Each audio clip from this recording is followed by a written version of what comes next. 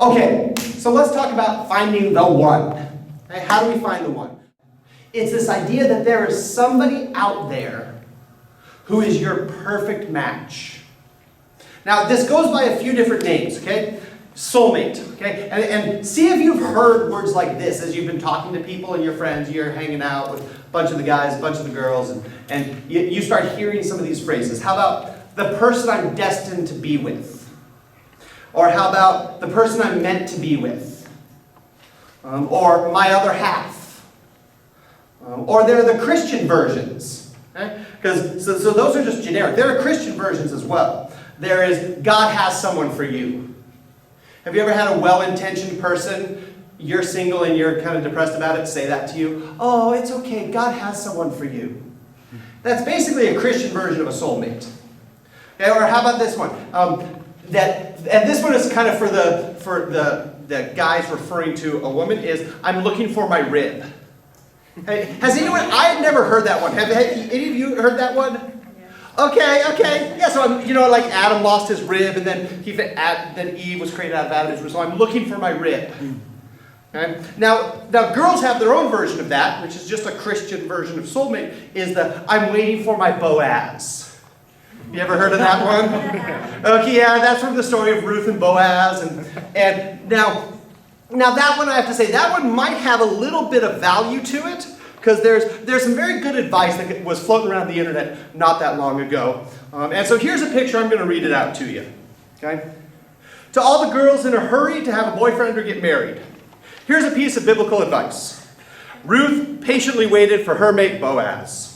While you're waiting on your Boaz, don't settle for any of his relatives. Broke ass, po-ass, lying ass, cheating ass, dumb ass, drunk ass, cheap ass, locked up ass, good for nothing ass, lazy ass, and especially his third cousin beating on your ass. Wait on your Boaz and make sure he respects your ass. So, those are all just versions of soulmate. Okay? Secular and Christian ones alike. It's all this same origin. Okay? Now, it's interesting. Statistics show that about 80% of people under 50 believe in soulmates. And I've heard this plenty, even among Christians and non-Christians. But there's this deep desire, this deep belief that there is somebody out there meant for me. And when we come together, we will form that perfect circle, like in the video. Okay? There are some problems, though. In fact, there are some really big problems about this soulmate concept. And so first, it's just flat out not biblical. Okay? No matter if someone says God has a special person for you, or I'm waiting for my rib, or wait on your Boaz, this is not biblical. Okay?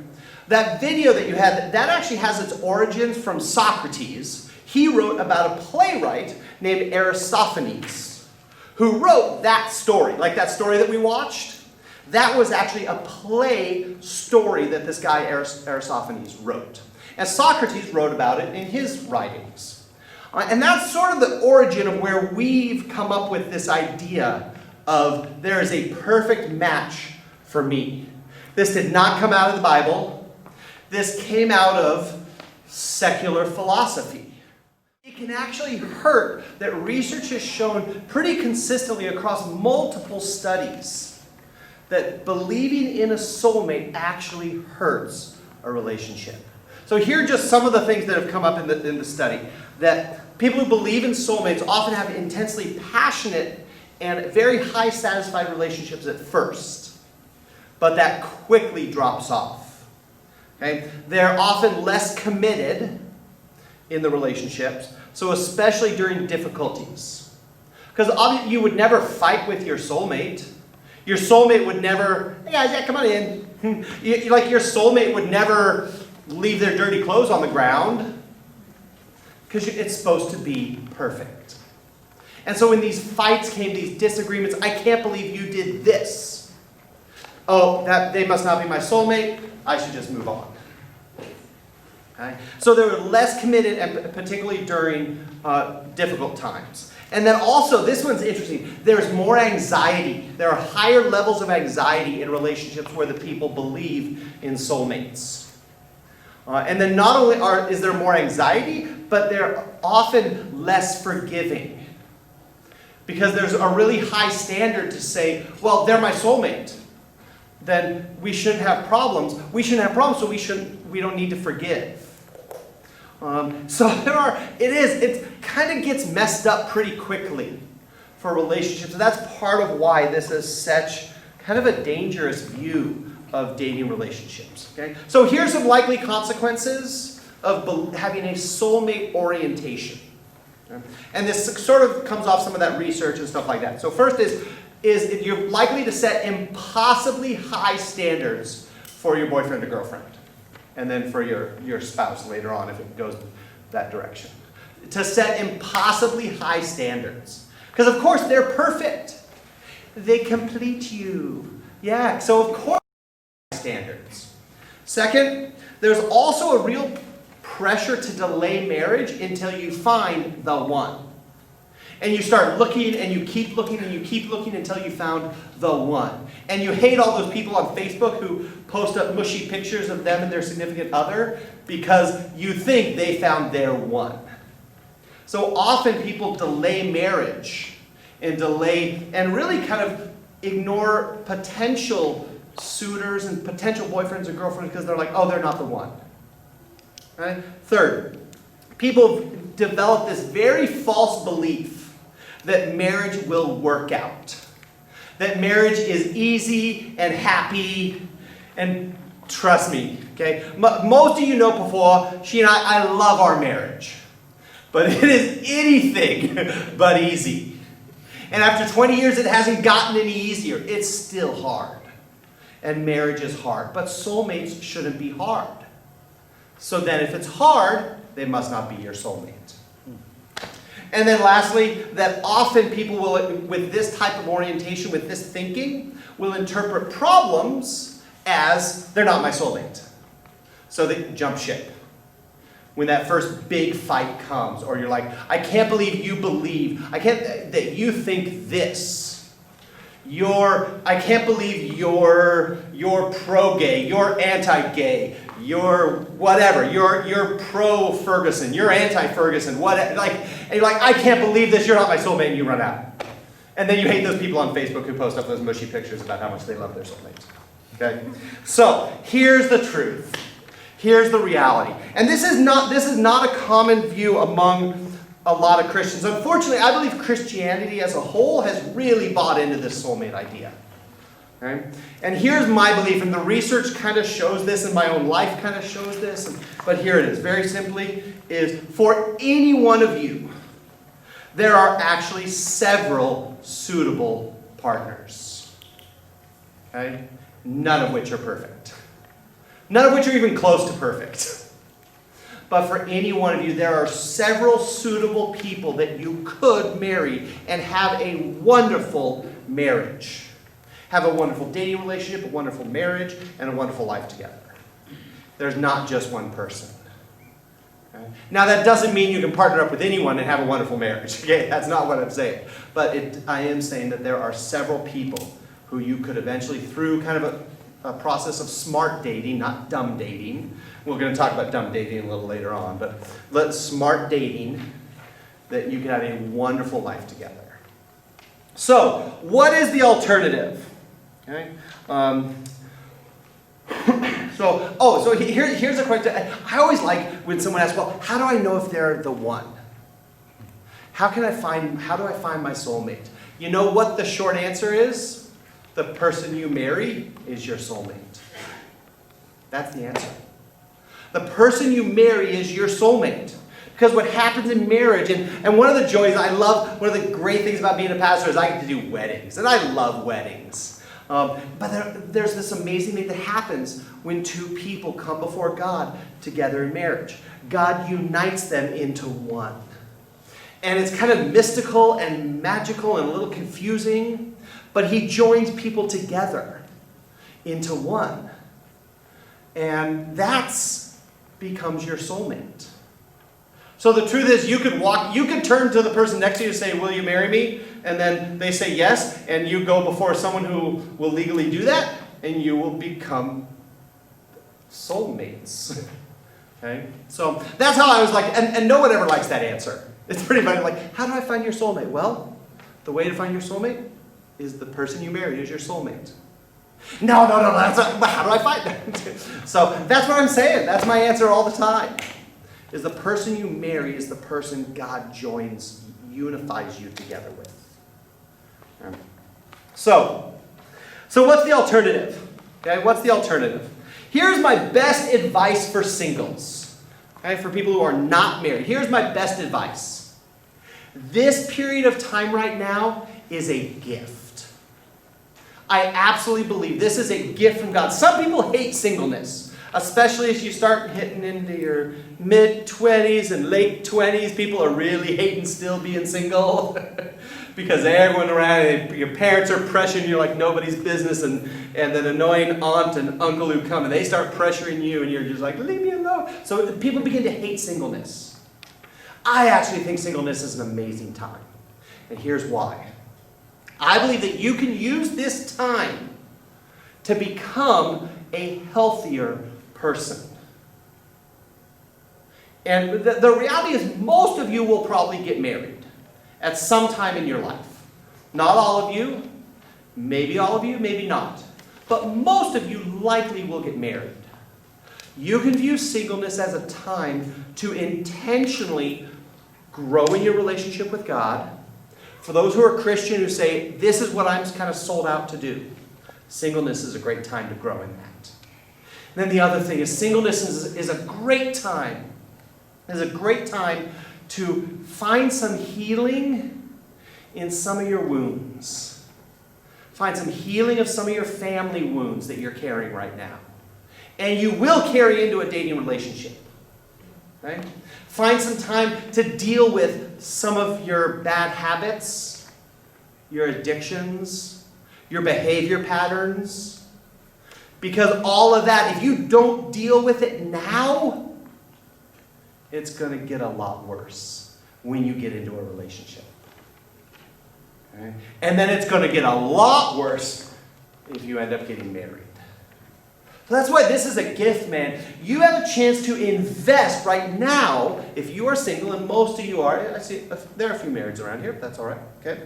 That you have a time right now to invest in a happy marriage. And it has no bearing on who you end up marrying, because it's all about who you are.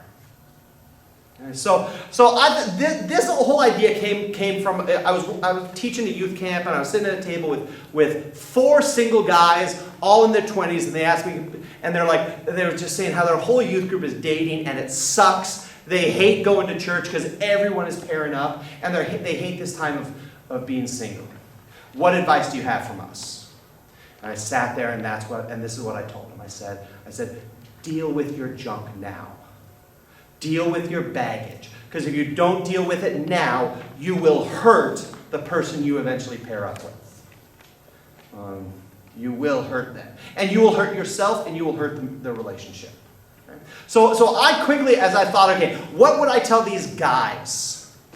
So for all you guys in the room, here's what I would say that guys would need to focus on. Okay? Kind of 3 things. They're there on your page. Okay?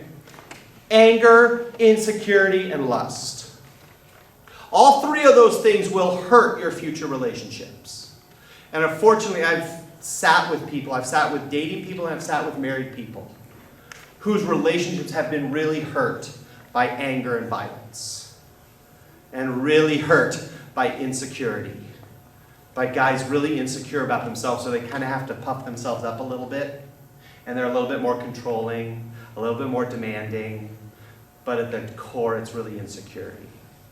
And then lust. People who bring in years, even decade or more of looking at porn into a relationship. And that affects how you perceive women. It affects how you perceive sex. And it changes you. It actually kind of rewires your brain. So that's my advice for guys. If you're single right now, then you need to spend some really hard time working on these 3 things. And just pick one. Okay? Anger, insecurity, and lust. And I have yet to meet a guy who isn't struggling with at least one of those. for most of the guys I hang with, it's a good 2 or 3 of them. Because guys, you know, we struggle with those. And that stuff doesn't go away naturally. Okay? So now, not being a girl myself, not really spending a whole lot of time hanging out with girls and talking with girls, and I decided to pick Pafo's brain on this one. I said, so here's what I thought about guys. What would you say to the girls? So this one is actually from Pafo. She said these 3 things: jealousy, low self-esteem, and people-pleasing. Okay? So ladies, that's kind of your big 3. These will destroy your future boyfriends. And they will destroy your future husbands. Guys, just like anger, and to go along with that, violence, lust and insecurity will destroy your future girlfriends. Okay? And I'm willing to bet if you've had prior dating relationships, and if not, you probably know people who have had relationships destroyed by one of these 6 things. Like blown up because of one of the, if not multiple of these 6 things. So ladies, Pafo's advice for you, she's not here. She's actually in Seattle this weekend, so she gives her best to all of you. So she's teaching in that J workshop over there for the weekend. But she says, jealousy, low self-esteem, and people-pleasing. Because those will hurt your relationships. So singleness, man, is a great time. Use this time. Pick something on that list and take it on head on. Find someone to help you. Yeah, Tus. I didn't interrupt, but I just have a quick question. Yeah, go for it. You say to work on those. Yep. For your future relationships. Is there something you can suggest or any way to approach it when you say work at it? Yeah. So obviously that's a long process. Okay. Because if you are an angry person, you've got a rough road ahead of you. Okay? This is something that will take years to work through. Okay? But here are a couple common denominators for all 6 of these. Talk to someone. Find someone who is older than you, whose faith you admire, if they're married, whose marriage you admire, and bring it to them and talk to them and say, I need some help. Okay? It has to start there. There is no healing by ourselves. So you have to bring somebody in to the circle. Okay? So that's one thing, is talk to someone. The other thing is to learn, which means listen to some sermons. Find some sermons from people who you really like. And I could probably, just off the top of my head, give sermon or point you to sermons on many of these. I remember for me, in college, I had an anger problem. And some of you have heard that story. Come to RiverLife and you'll hear plenty of stories of how messed up I was and still am. So, but I had a pretty serious anger problem. And I remember I went to the bookstore and I bought a book. And it was just like dealing with anger. And I started reading it. There's a great sermon series by Chip Ingram on anger. The best one that I've ever heard, called Overcoming Emotions That Destroy. So you need to learn. You need to read a book. You need to listen to some pastors. Listen to some talks. Go listen to TED Talks on the topic. Go watch sermons. So you need to get new information. So you need to get help from somebody else. You need to get new information. You need to learn. And then the other one, and this is kind of that spiritual component, is you need to be able to go before God with this. And that's a tough one of what that actually looks like. But the model, the image that is over and over again in the Bible is us going before God and laying our stuff before Him. And you kind of have to do that as well, to say, okay, God, I need some help with this. Bring people into my life, guide me, replace. So Holy Spirit, I need more of you. And so then the Bible talks about a lot of different topics. And I'm willing to bet, yeah, you could find some great biblical wisdom on all 6 of these. And that comes going before God. Okay? So does that help? Thank you. Yeah. So, any other questions while we're at it? And then we'll sort of do a little exercise here. Any other questions while we're on cues? Yeah, Jason. What do say to Christians who say that God brought their partner to them? Okay, so so the question is, what do you say to Christians who say God brought their partner, their boyfriend or girlfriend to them? Okay, so here's my take on it, is I am very cautious about anybody playing what I call that the God card. And that is really, really dangerous card to play. And so generally, I won't say, no, I want to say, no, he didn't. I know your life. You're messed up. Okay? You can't hear God through a paper bag. How on earth are you so confident that they brought this boyfriend or girlfriend to you? Okay? You're not listening to God in any other areas of your life. Okay? That's what I want to say to them. Usually I just kind of keep listening. Okay? But I am very leery, and honestly, I'm skeptical of anybody who drops the God card easily. Because the problem with the God card is it's irrefutable. What can you say? No. They're like, no, God did. No, he didn't. Yes, he did. No, he didn't. What do you do? So it is the ultimate irrefutable win of an argument. God told me so. And so just fundamentally, I am very skeptical, particularly, and here's where this idea of discernment comes in, is, okay, let's take before, and let's take Joe off the street. Okay? I know Joe attends church now and then. Sometimes he's glad to be there, sometimes he's hungover to be there, but he still comes to church. He's a regular churchgoer. Now if Pofo, who is a person whose faith I admire tremendously, says, God has told me blank, that statement is consistent with everything else I know about them. I'm a lot more willing to believe that. But now Joe off the streets, I've talked to him about faith. He doesn't really know much, but he kind of goes to church because that's what you're supposed to do. Okay? And if he says, God told me to date this person, I'm going to be really skeptical. So that's, whenever someone plays the God card, that's my best piece of advice. Evaluate it based on the whole of their faith, of their relationships, of their personality. Evaluate it on all of them. Because just because someone believes God told them, doesn't mean necessarily did. Now, if they're at their wedding day telling me that, I'm like, cool, all right. Yeah, so, I'm not a big fan of the God card. For people who throw that, especially into dating. Yeah. I have a question. Go for it. So at what point do you come to the conclusion that you are who you want to be? Or is it an ongoing process? And I think it says that singleness is a time to become more emotionally healthy or spiritually or relationally. At what point do you say, I'm there? Or is there never a point and you just decide, well, I think I'm ready? It's a great question. Yeah. And fundamentally, the answer to that is there's sort of this idea of, am I healthy enough? Okay? Let's take anger. How are you dealing with anger? If you have a blow up once a week at your parents, and you've been working really hard and reading some books and listening to some great sermons, and you're only blowing up at your parents once a few months, that's pretty good. Now, if that blow up involves throwing your sister across the room and flinging plates, you might need to keep going. But there is this sense where you begin to ask, the things that are a part of me, how much damage will they do someone else?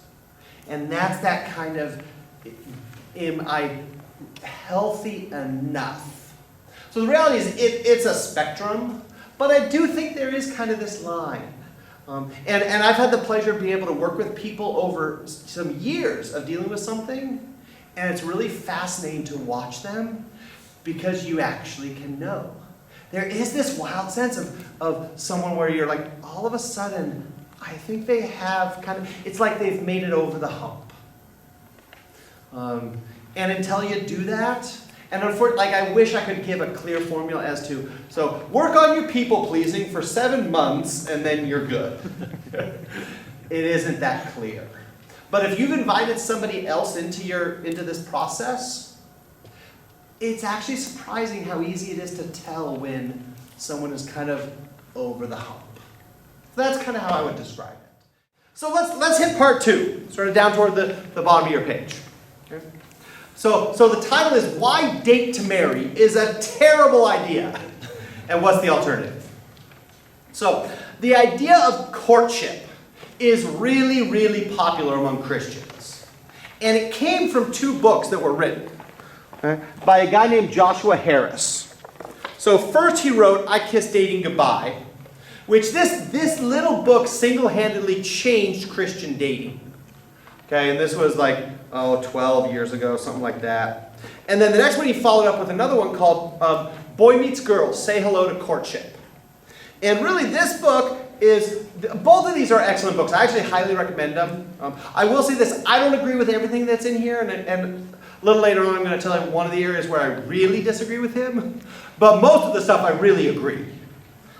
So the I Kissed Dating Goodbye is really kind of for the younger, it's a great book for high schoolers and kind of, or college age, not dating necessarily, and what do you do with this? And then this one is more sort of kind of the more serious daters. We're talking about marriage. What does it look like? So I've got these. You can look at them afterwards if you like. But these 2 books and that author, that Pastor Joshua Harris, single-handedly changed the landscape of Christian dating.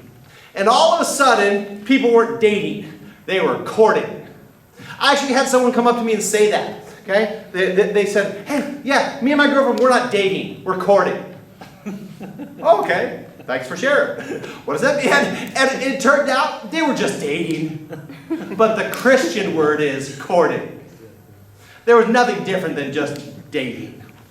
So it is a huge, huge idea. And my guess is probably every one of you, if you've sat around with Christians talking about dating, the idea of courtship has come up. Okay? So what I want to do in this is I want to talk about 2 ways people interpret or understand courtship. One is the very wrong way. That's how like 99.9% of people are looking at courting. And the other one is the right way to look at courting. Okay? And unfortunately, like Joshua Harris would probably hate the way courting is being used and done. Particularly, I think it's even a little bit more twisted within like Hmong youth and young adults than in the Mackay youth and young adults. Just with the little that I've seen of both of the groups, it seems to be much more sort of messed up among the Hmong youth because most of them have sort of taken the Joshua Harris stuff and then combined it with Hmong courting and talking and all of that stuff and ended up just with this mess. So here we go. The wrong view of courtship. This is what I call date to marry. And date to marry fundamentally is this idea. You should only date someone if you intend to marry them. Right? You should only date someone if you intend to marry them. I actually had my favorite quote that came out of those dating workshops that I did a few years back, and this is it. He said, this was a guy talking to me, he said, yeah, if you're not intending to marry them, then you're just messing around. I'm like, okay, I can see how you would see that. But that's not courting, okay? But it's how most people think. Nearly every person that I've either talked to, has talked to me, or I've watched, when they talk about courting, this is what it is. You should only date to marry someone. You shouldn't date just to date. That's the other way it comes out. You shouldn't date just to date. You should date to marry them. Okay. Problem is that's not courting. What that is pre-engagement. Right? If you're dating someone and you've determined you're going to marry them, you're just pre-engaged. That's all. It's not dating anymore. It's engagement without the ring. Right? That's not courting. That's why this is the wrong way to look at courting. Okay? Now, so 3 problems with it. There are 3 big problems with this idea of date to marry. Okay? First, it assumes marriage. Okay? This is very dangerous logic. Think about this, okay? If you believe you should only date to marry, and you are dating, then you have to marry them. Think about it. It's really bad logic. If you only date to marry, and you're dating, then you have to marry them. Marriage no longer actually becomes a decision. It becomes an assumption. If I'm dating someone, I'm going to marry him. I mean, I once had a guy say, you know what, that, yeah, you can start talking about dating within about 3 or 4 months or start talking about marriage within 3 or 4 months of dating. Totally cool, you should start talking about marriage. You might not get married for 3 more years, but you can start talking about it. So it's really dangerous logic, because all of a sudden, whenever you're dating someone, you have to marry them. And unfortunately, everybody around you assumes you're going to marry them as well. And your parents assume that they're going to marry them, and so your parents start inviting each other to family functions, and people start making jokes about, like, it's, oh look, it's not Greg, ha ha ha ha, when you're not actually married, and so you make that joke, and so it's just this assumption that you're going to get married. Okay? And so an interesting thing has happened, that marriage is no longer a question of whether we get married. It just becomes a question of when we get married.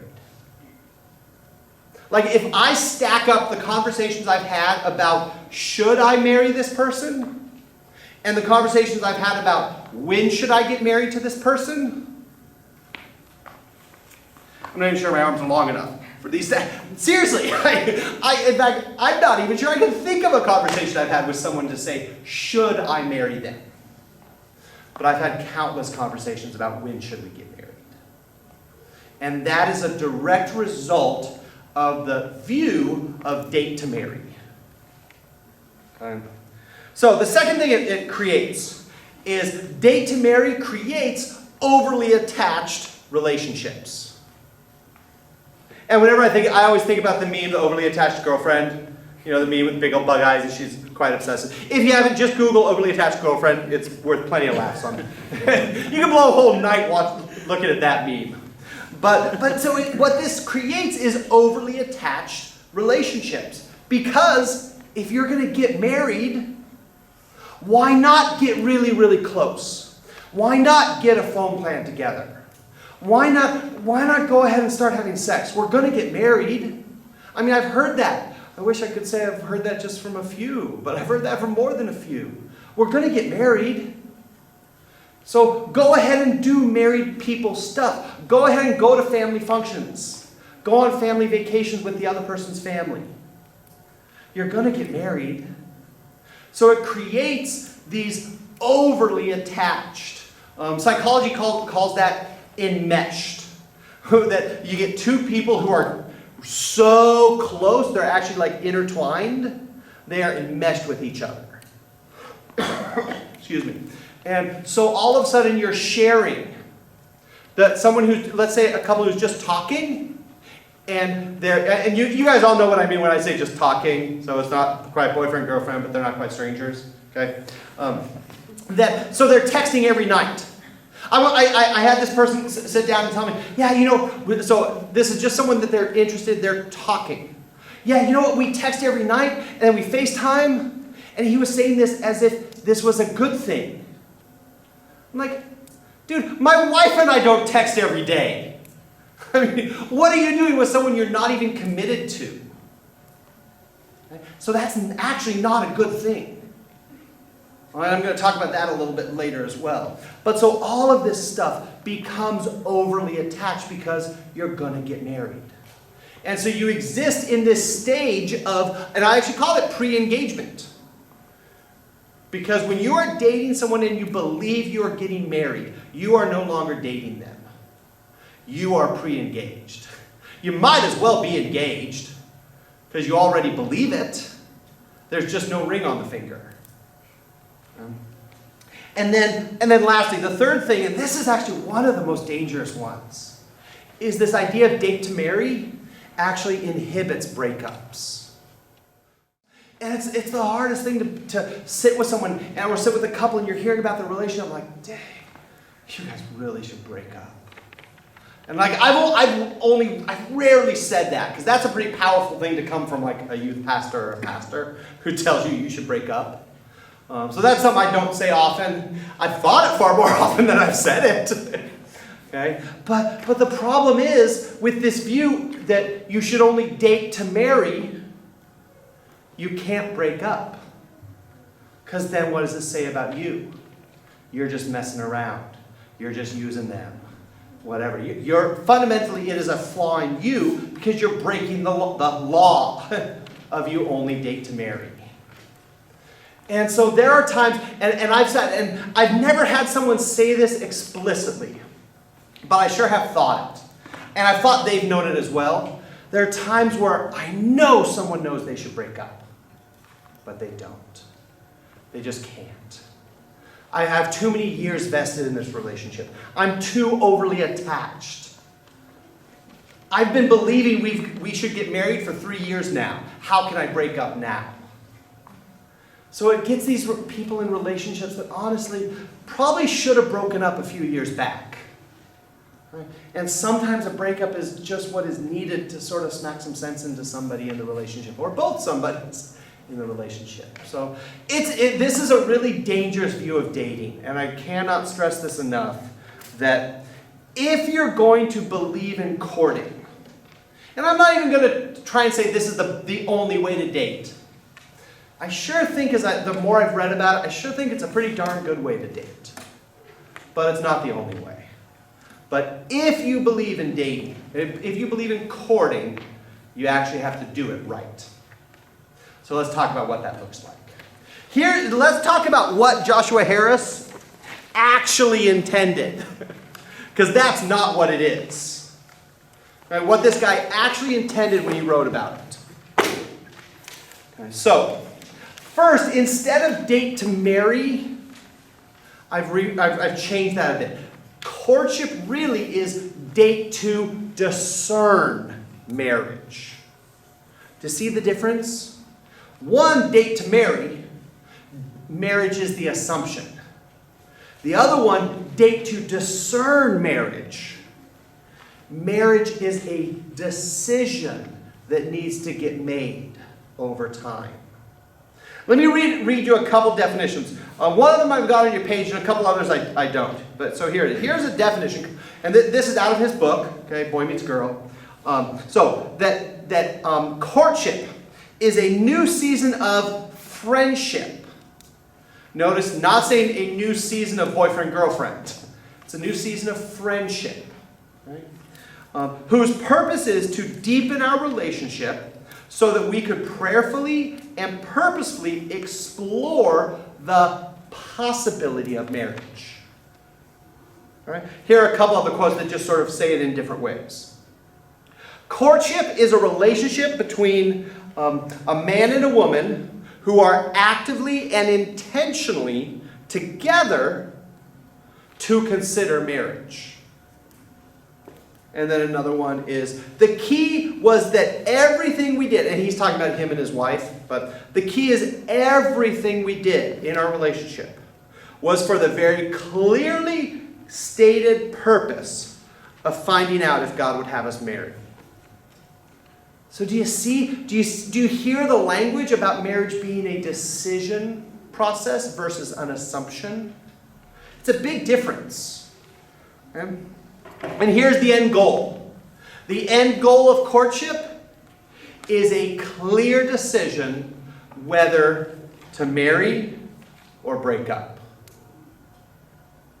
So the end goal of courtship, and here's where a lot of people miss it. The end goal of courtship is not marriage.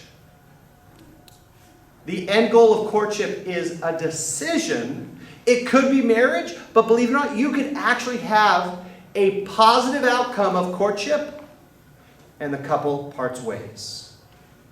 Because they have determined through this process, we should not get married. So that's another huge difference. I think 99.999% of people believe that the end goal of dating should be marriage. And if you've ever wondered, just watch people's reaction on Facebook when they hear somebody broke up. They're like, oh, that's so horrible. It's like the Hindenburg just crashed from the sky and they broke up. Sometimes, honestly, I think it's a good thing. Sometimes you say, well, congratulations. I've never actually said, that'd be pretty heartless, wouldn't it? Hey, way to go! I've been hoping for that one. Okay, so let me give you 5 characteristics. 5 characteristics of what courting is. First, you guard your heart. You guard your heart. Right? In Proverbs 4:23, it says, guard your heart, for it is the wellspring of life. There's something really important about your heart. And here's the unfortunate reality. Most of you are probably pretty desperate to give your heart to someone. And really, I should rephrase that. Most of you are probably really desperate to have your heart received by someone. Because most of us growing up don't get nearly kind of the love that we feel that we want. And that happens in Hmong houses and Mga houses, okay? And unfortunately, this is one area where your culture does not work in your favor. Okay? Because chances are, you probably receive less physical affection and love in the way that you understand love from your parents than you would have liked. And so it's really scary when I talk to someone or follow people on Facebook. I'm kind of a Facebook stalker. It's a great way to get to know people and see kind of what's in their head. But I get really scared when I start to follow someone and I start to see they really want a boyfriend. They really want a girlfriend. And I just sit back and be like, oh, let's wait for the plane crash, because it's going to happen. Because they're not guarding their heart. They're like, I want to give this to someone. Please, someone come into my life and I can give you my whole heart. That's another thing that always gets a little scary when someone's been dating for like 2 months. And they start spewing things like, oh, you are my light and my air. I can't live without you. You are the moon and the sun. And they're like, oh my gosh, you've known it for 2 months. So, because they're not guarding their heart. And the reason in courtship you want to guard your heart is because you don't know the outcome. You don't know the outcome. Date to marry, you're assuming the outcome. You don't have to guard your heart when you believe you're going to marry them. You lay it all out there, man. But if you don't know you're going to marry someone, you need to guard your heart.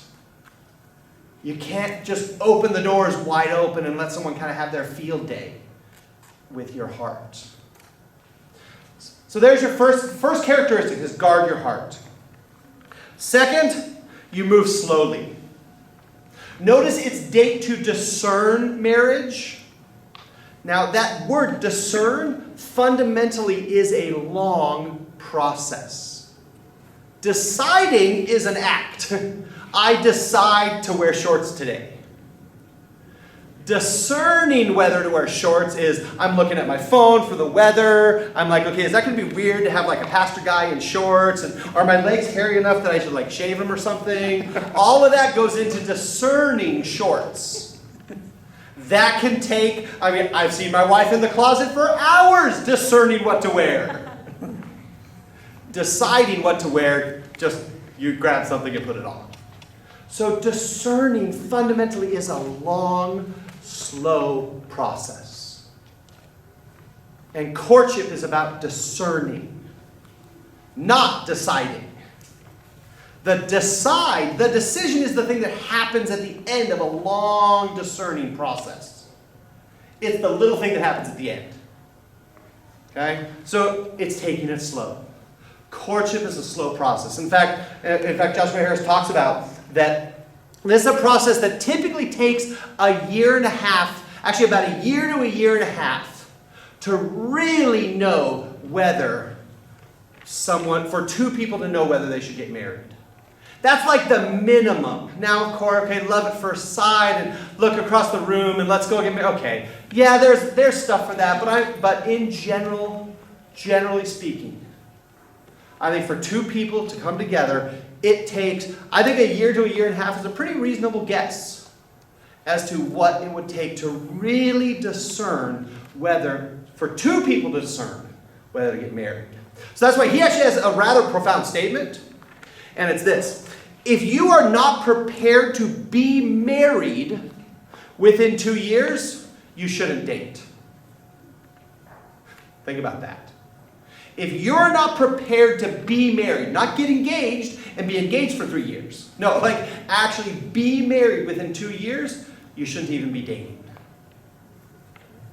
Now, I might add another 6 months onto that or something like that, but generally I think the principle is pretty solid. Because that this process of discernment is a long, slow process. And then when I get to number 5, I'll kind of close up that idea. So hold that idea for a sec there. Okay? And fundamentally, there's the question, are you able to be patient? Or do you want stuff now? Are you able to be patient before you say, I love you? Are you able to be patient before you kiss? Are you able to be patient to feel really intimate with someone? Or do you start texting every night and you spend every weekend together because you're impatient? Because you want that intimacy right now. You don't want to wait for it. So number 3. Your involvement, what your relationship looks like, is appropriate. Is appropriate for 2 things. For the label and the length of your relationship. And the big word there is appropriate. So let me kind of explain that a little bit. So how often you guys talk, let's say you a boyfriend and a girlfriend, okay? How often that they talk, how often they text, how much time they spend together, should be different for someone who are 2 people who are just friends, which should be different than 2 people who are talking, which should be different from 2 people who are just dating for 2 months, and that should be different from 2 people who have been dating for 2 years. All of those relationships should look completely different. But often they don't. How many times have you known someone to start dating someone and all of a sudden they're texting every night, they come to you and they're always together, they go out every weekend, you don't see them anymore because they're always with them? That a 1-month relationship is acting like it's a 3-year relationship. Okay? So notice I said the 2 things, the label and the level. Here's the other pattern that I see. I see people who we're just friends, but they're acting like they're dating. Or that we're just talking. I once had a couple, so a youth group was doing like a formal event. You do a formal dinner and stuff, and so people come, and like the ones with boyfriends or girlfriends come and do pictures together. Well, so this couple, they weren't even a couple, it was just a guy and a girl, they were talking. Well, they went to this, and he didn't take a picture in the little photo booth with her. And she got really upset. And she was furious. And she came to talk to me, and I'm like, why should you expect that? You guys aren't dating. You guys aren't even talking. Why should you expect that he should act like a boyfriend? What her expectations were inconsistent. Actually, I wasn't quite that harsh. I was a little nicer. But that's what goes through in my head. So if we're ever sitting down across a dinner or something, and you ever just want to ask me, okay, what's really in your head? I'll tell you. but that was fundamentally the problem. I'm like, you're expecting him to act like a boyfriend when he's not even talking. They're just friends. So there's this pattern that I see that's fascinating to watch, because people who are just friends are acting like people talking. People who are talking act like people who are boyfriend and girlfriend. People who are boyfriend and girlfriend are acting like people married. That at every stage, they're acting like that it's not appropriate for the label. I actually once challenged someone, a guy I was sitting with, I'm like, dude, you better start dating, like become boyfriend, girlfriend, or you better cool off. Because you've got way too high of expectations for the level of your relationship. And most of the time it's just because I don't want to commit to the title. So I want the intimacy, but I don't want the commitment. I want all the good things of a relationship, but I'm kind of a coward. That's the other thing I usually don't. You're a coward. No, I don't say that. Okay. But I'm scared and I don't want to commit to it. But we're going to text every night. I'm going to go visit her family. Blah, blah, blah, blah, blah. Number 4. So the fourth big sign of courtship is that you invite others to have a significant role in your relationship. You invite others to have a significant role. The idea of courtship originally comes from like Victorian England and Regency romances and time, Pride and Prejudice, all of that stuff. Comes back then, where a guy would come, and ironically, it's actually not all that different than like Hmong courting, where you would come and sit with the whole family. Hey, how often have you come to show interest in a guy or a girl and come and sat around with their whole family? Okay? And let the whole family be a part of this process. Generally, my observation of dating is that dating usually becomes very private. Daters usually end up spending more time by themselves than with other people. That's the running joke of the friends. Be like, I don't see him anymore. He's got a girlfriend. Okay? It's the running joke. Because it kind of happens. And then it's really funny how weddings are this gigantic public spectacle, whereas so many dating relationships are so private. Courtship means you're taking what is private and inviting some others into it. You're making it a little bit more public. Which means you're bringing in friends. You're asking for their opinion. Okay? You're bringing in youth pastors, youth leaders, pastors. And you're kind of inviting them in to be like, okay, walk alongside me with this. Or if you're really courageous, what do you think about my relationship? I want you to be honest. Okay? But it's inviting other people to give you input. What do you think about this decision that we made? I want to spend Christmas afternoon with her family. What do you think about that? So it involves asking other people.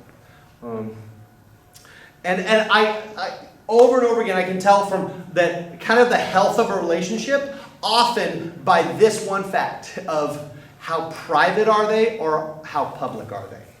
Okay, now I'm not talking about the guy and girl who are like surgically attached at the hips and they never go anywhere unless they're together. That's not what this is. But do other people have a place to speak into their lives and into the relationship? If you want to court, you kind of have to do that. And I've got my little theory. I've got my little theory here. I think many people who are dating keep their relationship pretty private because they know they're doing stuff that's wrong. And they don't want to ask a question they don't want to hear the answer to. So you keep it private. If I don't ask, they won't tell. Okay? So, and then lastly, accountability or courtship. And this is the hard one. This is the really hard one.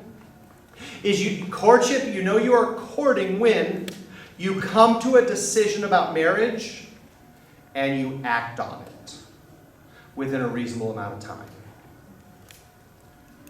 I've noticed a really interesting thing that's happened. Or a pattern that I've seen. And I haven't found research on this. I've thrown up my portfolio, and she seems to agree, and she's seen the pattern as well. But there's something really interesting that happens in a dating relationship sometime around 3 years. 2.5, 3 years or so. And it's this. I don't think I have ever met a dating relationship, not true. Most of the dating relationships I have seen, that I rarely ever see a relationship that is longer than 3 years that is still healthy. It's just weird. Over and over again, these long-term dating relationships that I see, something happens, and I have my theory as to what happens. At that 3-year mark, 2.5, 3.5, something like that, where it starts getting less healthy. Whether it's more sexual activity, whether it's more frequent sex, whether it's kind of getting involved in each other's families, That's when you start sharing stuff and buying stuff together and doing joint gifts and going to parties together as a unit instead of separately. And I think what happens is, and here's kind of my idea of it, I don't think we as humans were ever designed to date for that long. Our hearts aren't built for that. Our hearts are built to give to someone else. That's kind of how God has wired us relationally. And so this thing that happens after 2.5, 3.5 years, something like that, is we start kicking into marriage. And these dating relationships start getting really, really unhealthy. So that's why I'm actually a fan of this idea of courtship is a fairly short, 1.5, 2 years, something like that. This process of when you get to and here's the reason why 99.9% of the people that I talk to and see are not courting.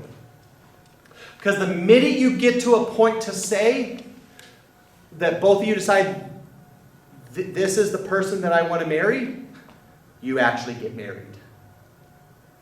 That's a pretty scary thought.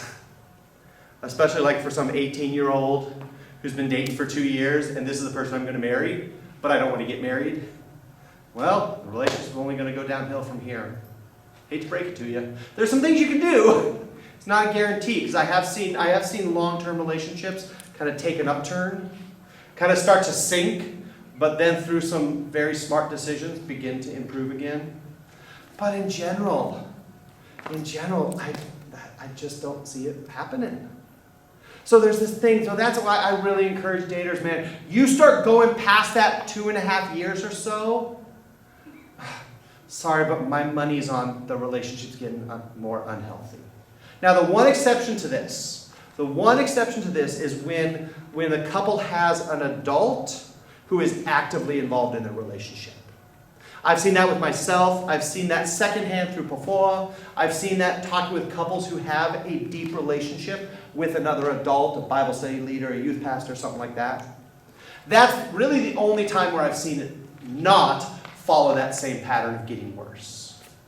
What about, No, go. What about long distance relationships? Because you don't have as much exposure Yep. day to day. Is that an exception? It is actually. Yeah, so that's actually a great exception because long distance relationships fundamentally are slower. They take a slower time to develop that same connectedness. So often long distance relationships can be like 3 to 4 years in, and it's kind of the equivalent of if you were in the same town for only a year or two. Just because it's harder. If you've ever been in a long distance relationship, dude, Pafoa and I lasted three months after graduation before we just said, forget it, we're getting married. I was in California, she was in Iowa, man, it was horrible. So yeah, actually, you are right on. So let's hit that last section.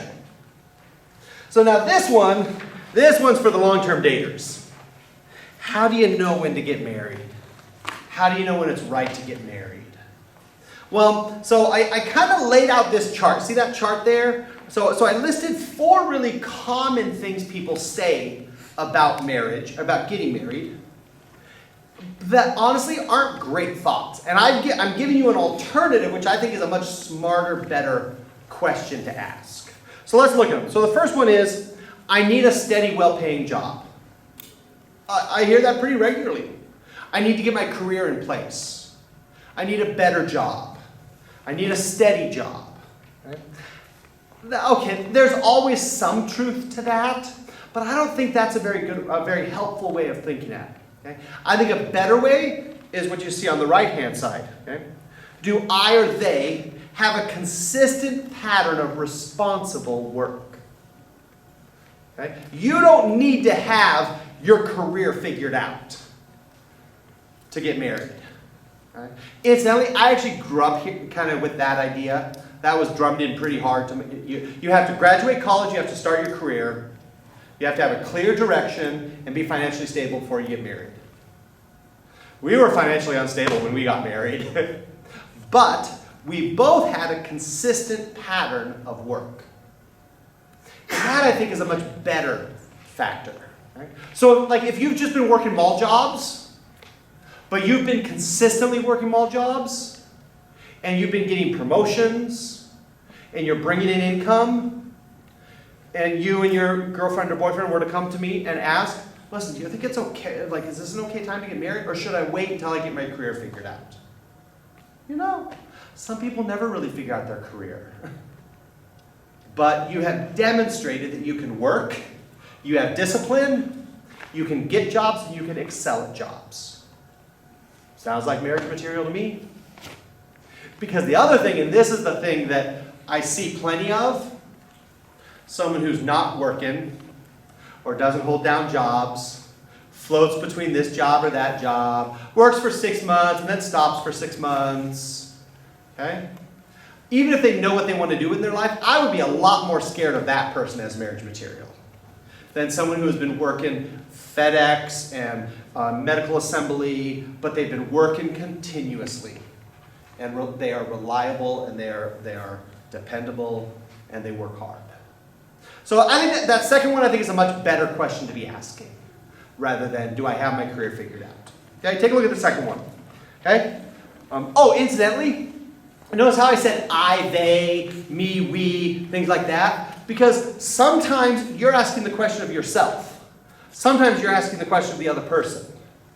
And you want to know the shorthand about that will determine who is getting the question asked of them. Essentially, in the relationship, who's the quote-unquote better person? Who's the more responsible? Whether it's responsible, who's the more educated, who's the more spiritual, any of those. That person is usually the one asking of the other one. Okay? So like in Pafua and I, Pafua is the better of the two of us in our relationship. Okay? And again, better. Okay? She's kind of smarter. She's more emotionally intelligent. I'm a little bit harder of a worker. I'm a more consistent worker, but she can work harder. She's certainly more spiritually in tune than I am, and so she is the one who asks these questions of me, not the other way around. And that's what happens in relationships. So you just determine whether if you're the one asking the questions or they're the one asking the questions. Okay? So let's hit that next one. I need to graduate college before I get married. Okay? Or they need to graduate college before we get married. That's a really common one. Actually, I think that one is the number one thing people say about delaying marriage. Okay? Again, not a bad question, but I think there's a better question. Okay? Am I or are they academically motivated with a track record of discipline and hard work? Here's the shorthand. If you're a flake of a student, you get married, you're still going to be a flake of a student. If you're a hardworking student, and notice I'm not saying you're an A student, but you're a hardworking student, you get married, you will still be a hardworking student. So it's actually not as much about graduating necessarily, about what type of student are you. Now, it's like, this is not what I grew up with. It was a cardinal rule, man, in my household. You do not get married until you graduate college. Like you might as well be like, either get married before I graduate or go kill someone. Well, it's kind of a toss-up. Either, that was kind of what it was like. Okay? So for some of you, and some of your parents, that might be pretty strong. But it's not as much about graduating as about what type of student are you. If you're a flake of a student, yeah, you better get that diploma before you add marriage into it. But if you're a good student, if you have discipline, you work hard, marriage isn't going to change that. Okay? Go to the next one. I need to get it together. And that means different things for different people. Okay? But it's not, I kind of need to get my life together. I need to figure out blank, whatever it is. But I need to kind of get it together. Okay? The problem with that, and it kind of ties into the question from earlier, is that is it an end goal or is it a process? The I need to get it together is this idea of there's some magical marker here that if I cross, woo, I'm marriage material. Okay? But that's not a great way to look at this. I think a better way to look at it is this idea is, do I have or do they have significant behaviors, addictions, or family issues that they are actively dealing with? Are they dealing with an addiction to porn, or are they ignoring it? Are they dealing with a shopaholic pattern, or spending money on credit, or are they ignoring it? I think that's a much better way to look at kind of our baggage. Are you ignoring it, or are you actively dealing with it? If you're ignoring it, yeah, probably not a great time to get married. Okay? But if you are actively dealing with it, I think that means you are working toward kind of making it over that hump. And then lastly is, I hear some people say this is, I just need to make this decision on my own. Which basically means, Greg, I like you, but get out of here. I'm not going to share this decision with you. Okay? And I think a much better question than that is this idea of, have I involved others in the relationship and in this decision to get married? Have I asked other people, should I get married? You know, I don't share this one often, but before I asked others, we had a group of people and some adult leaders, campus pastors and stuff, that we were very close to. We asked them when we were thinking about getting married, and most of them actually said we shouldn't get married. So most of our closest friends for 3.5 to 4 years believed we should not get married. And it turns out they probably were right, because we had a pretty messed up first 5 years. Had a lot of pain, and we're still dealing with the scars from those first 5 years. And I'm fascinated when I think about what if we had waited 1 more year? I wonder if those first 5 years would have been easier and better. Don't know. We made it through. By the grace of God, thank you. We made it through. But we were pretty messed up for a while. And I think our friends saw it. So it doesn't mean you're going to crash and burn. If your friends say, I don't think you guys should get married. It just means you might be in for a much, much rougher ride. Okay? So, 4 truths. We're going to kind of finish up with 4 truths about dating and marriage. And this is I just had some things that are in my head I wanted to throw down on the paper. So here you go. Not necessarily any related order. Okay? My favorite quote about dating, this came out of our previous dating workshop. Someone actually said this, and I love it. Dating is paintball, marriage is Iraq. Okay? So if dating is hard, marriage is going to be a lot harder. The fights you have in dating, the fights in marriage get harder. Because while we're dating, we still try to put on a good front. We still try to ignore the stuff. You're not actually living with someone every day and seeing their baggage, seeing their habits. So you just have to understand that's a reality. Dating is paintball, marriage is Iraq. Okay? My other favorite thing that came out of the dating workshop, someone asked me, we were doing Q&A, someone asked me from the crowd, how do you have a God-honoring relationship? I said quite simply, be a God-honoring person.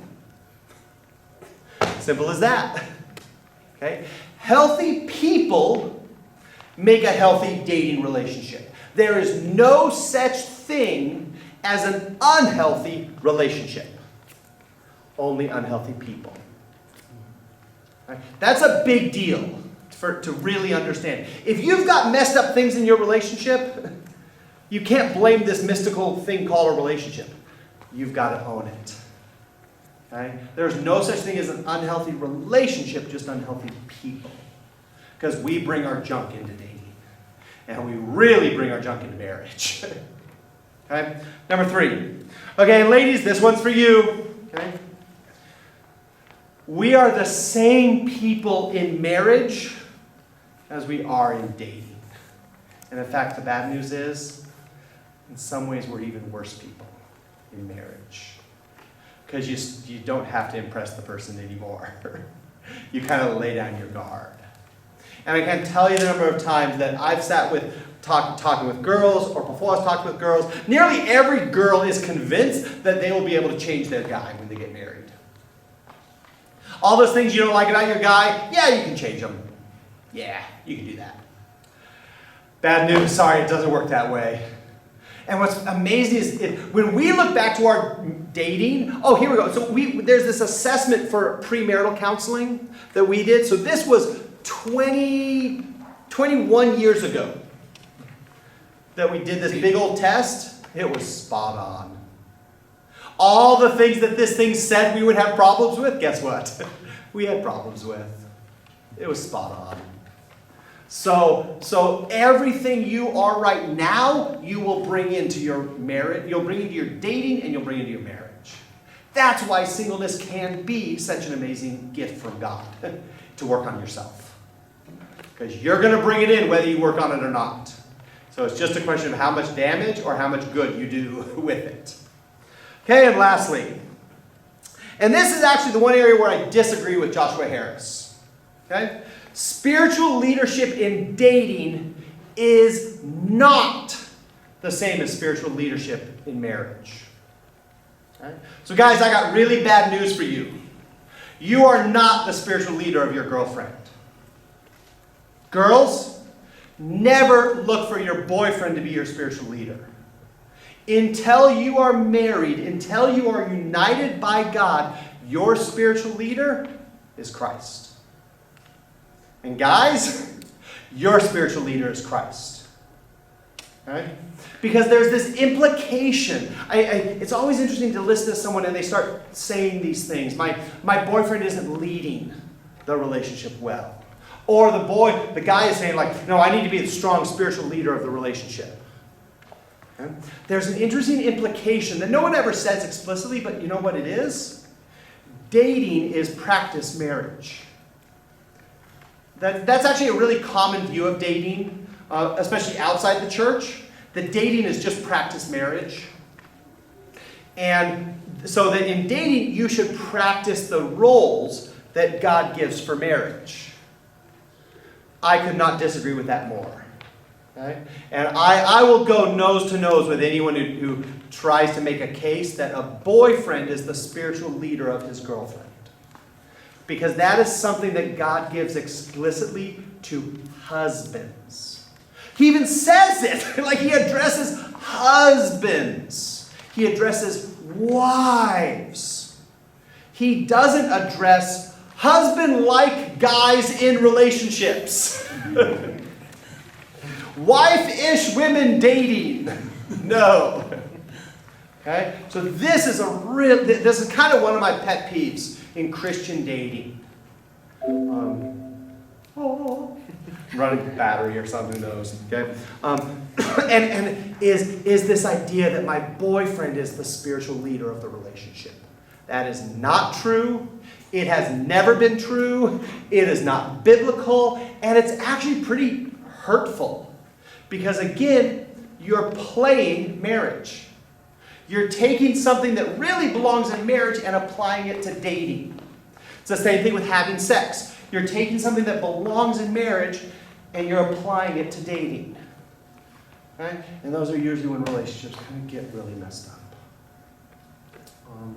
So that's that's my last one. If you want to talk more about that, I would love to. There's kind of a whole book or article or something about that in that one. But I want to particularly free the women from thinking that the boyfriend is your spiritual leader.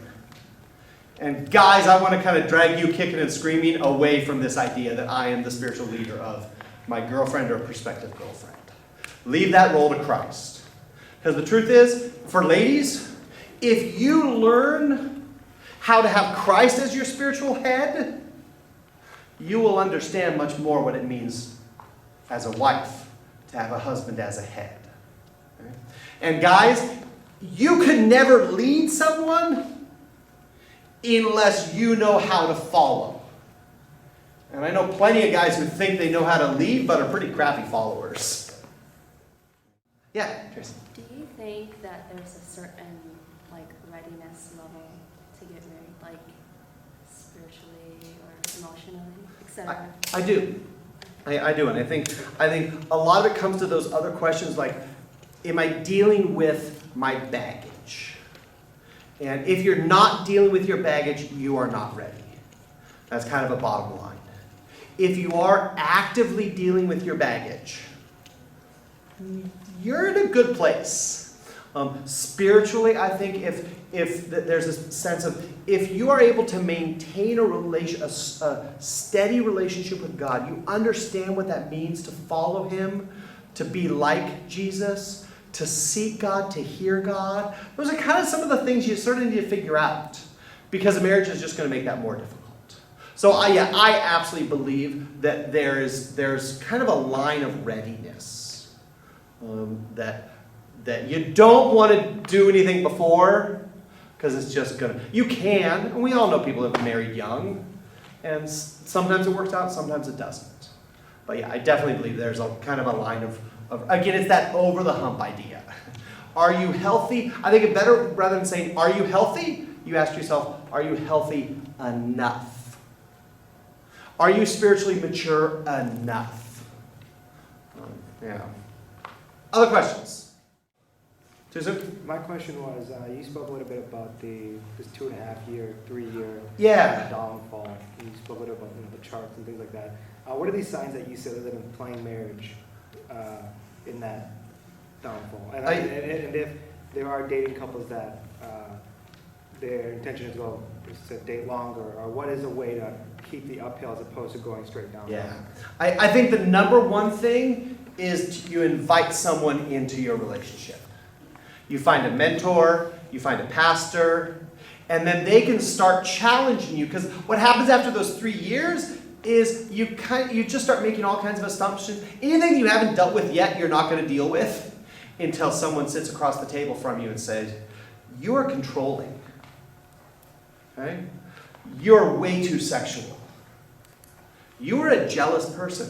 What are you going to do with this?" Where someone can kind of call you out and help you turn the direction. Because by that point, you can't do it anymore. You have to have somebody else kind of call you and say, "You're really prideful." Or, "You care way too much about how you look. You're a people," whatever. So that's the number one thing I'd say, is you have to get somebody else part of your relationship who can call out the stuff that the two of you have been too scared to really face. So that'd be number one. Yeah. Because then you kind of start the cycle over again. You start relearning and growing, and hopefully that's how you start the cycle. And then honestly, you get married pretty soon. Because it just gets harder. Relationships don't get easier after that mark.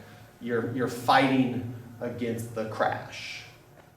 So thank you for being here. Thank you kind of for listening to me teach, listening to me rant. I'm hoping this has been helpful. I'm hoping this has kind of cleared up what's a really foggy topic. And honestly, the bottom line is, I'm hoping this leads to healthy people, which leads to healthy dating, which leads to healthy marriage. Then you're not having to call Pafua and I a year and a half in while you're sleeping on the couch and that it's a wreck, and then Pafua and I have to come in and clean up the mess. Much better to talk about it now, okay?